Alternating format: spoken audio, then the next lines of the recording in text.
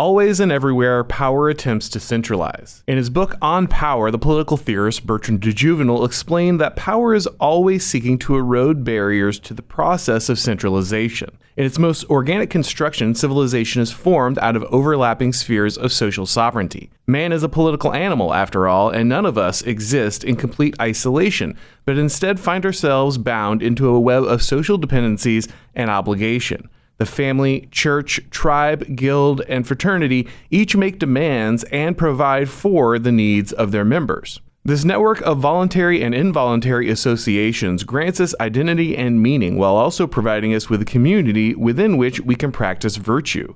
Our dependency on and duty to these spheres sustains and defines us, but they also serve as barriers to the centralization of power. Those with very specific familial, religious, and regional identities and obligations are far less likely to follow the dictates of centralized authority. Power must collapse these opposing spheres of authority if it's to achieve its goals.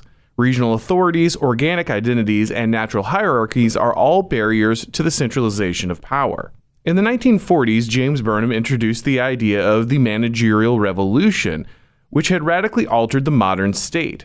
The Soviet Union, Nazi Germany, and liberal democracies like the United States may have significant differences, but ultimately each of these states rested on a managerial structure. After the Industrial Revolution, the paradigm of mass production and mass consumption required a shift in social organization.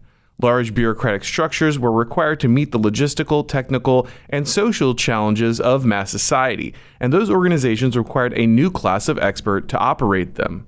These mass bureaucratic structures promised a miraculous degree of material abundance. By operating at scale, logistical mastery could generate an enormous degree of wealth through efficiency. To reliably extract this degree of efficiency, the new class of experts would need to apply a standardized set of managerial techniques. Just as the uniformity of cogs in a machine is necessary for the operation of an assembly line, the mass managerial bureaucracy requires universalization to scale the massification of human organization. Hey guys, let me tell you about today's sponsor, job stacking. More paychecks, less hustle, working from home, that's what job stacking is all about. If you're a remote or hybrid worker looking to maximize your earning potential, then consider joining the Job Stacking Mentorship Program. The program is designed by Ralph Haltza, the creator of Job Stacking, to help you successfully implement a strategy that will allow you to collect multiple paychecks from different jobs without burning out or getting caught by employers. Job stacking has already helped many people double or even triple their incomes. Luke Hill, a financial analyst living in the UK, has used job stacking to stack 3 different jobs and went from making $5K a month to $15K a month. But job stacking isn't just about increasing incomes. It's also about helping our guys gain more independence by no longer being a slave to debt or a single employer who hates their values.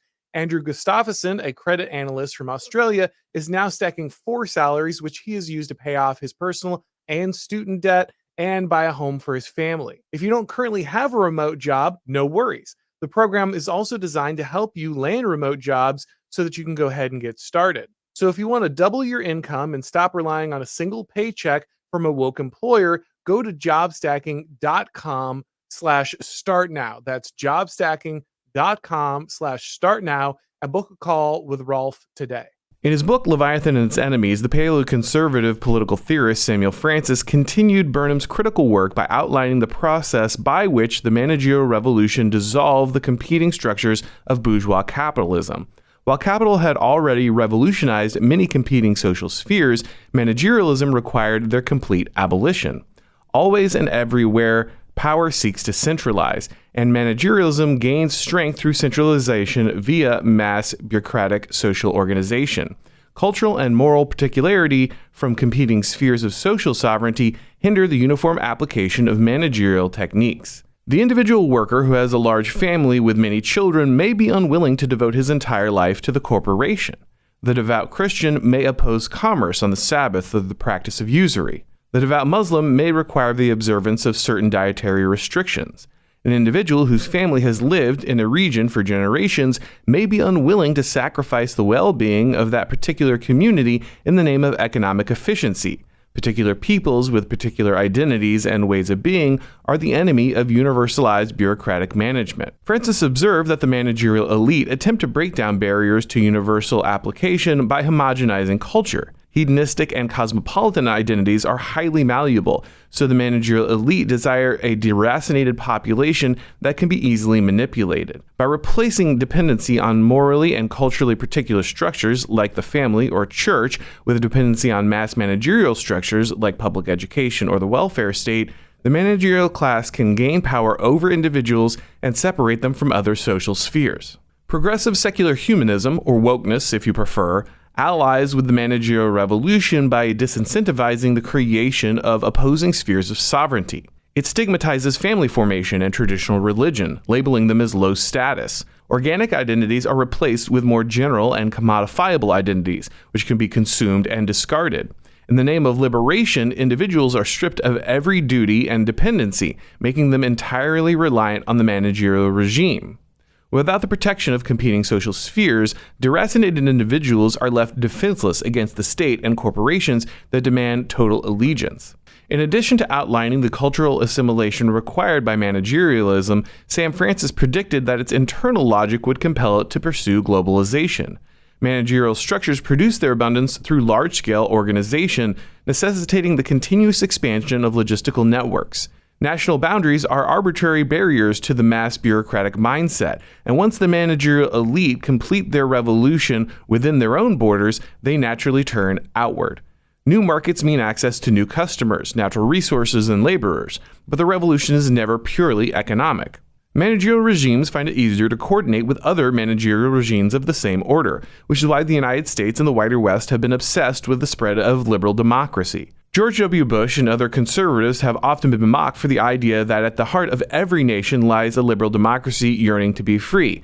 You know, a bunch of Washingtons and Jeffersons and Hamiltons just sitting in a cave somewhere in Afghanistan. But this is simply an extension of the universalism that the managerial revolution demands. Massified national organizations naturally seek to expand their power by becoming international organizations. The World Health Organization, International Monetary Fund, World Economic Health Forum, NATO, and several other international entities are all constantly seeking to add new nodes to the managerial network, creating a loose, globalized managerial order without any formal name. These organizations always emphasize the problem on an international scale. Global warming, pandemic response, and world overpopulation are all issues that are too large for any one nation to address on its own. By focusing on large and abstract issues, the managerial elite can locate their decision-making centers well outside the nation itself. This makes it almost impossible for the citizens of that nation to hold real power accountable, even as they continue to participate in the democratic process.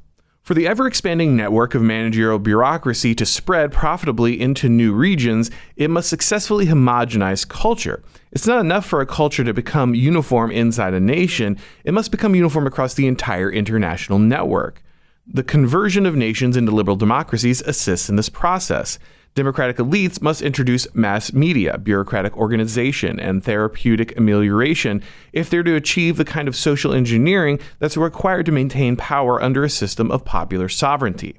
New democratic leaders in foreign countries thus benefit greatly from connecting their subjects to the global network of managers already established in the West. Mass media begins its work, and McDonald's, Starbucks, and Apple stores soon follow. The traditions and history of the nation are slowly worn away as a tide of foreign culture flows in. International organizations become major employers as well as cultural staples that grow in importance until they're so integral to the operation of the country that no one can imagine how they ever got along without them.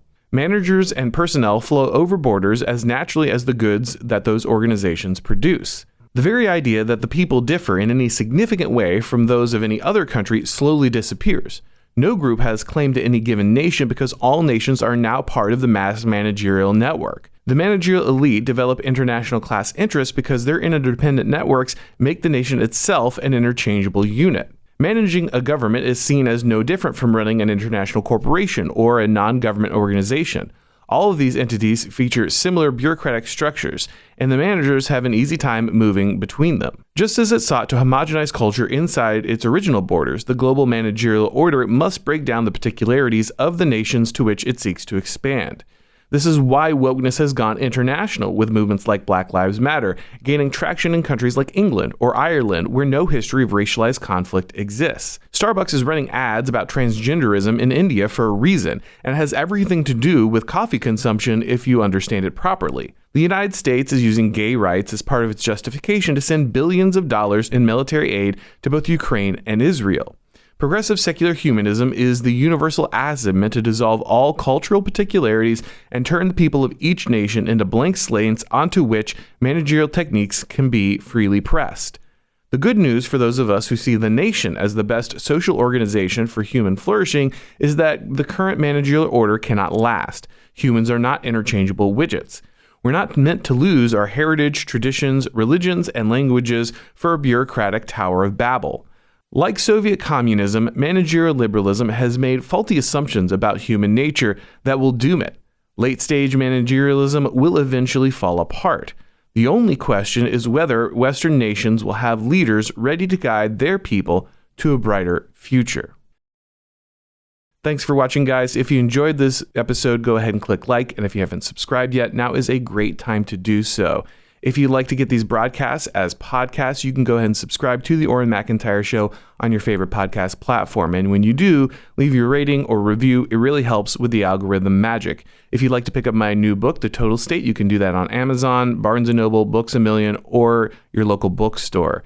And if you'd like to go ahead and follow me on Gab, Substack, Instagram, Twitter, or anywhere else, you can check the links down below. And of course, you can catch all of my shows and read all of my columns over at The Blaze. Thanks for watching, guys, and as always, I'll talk to you next time.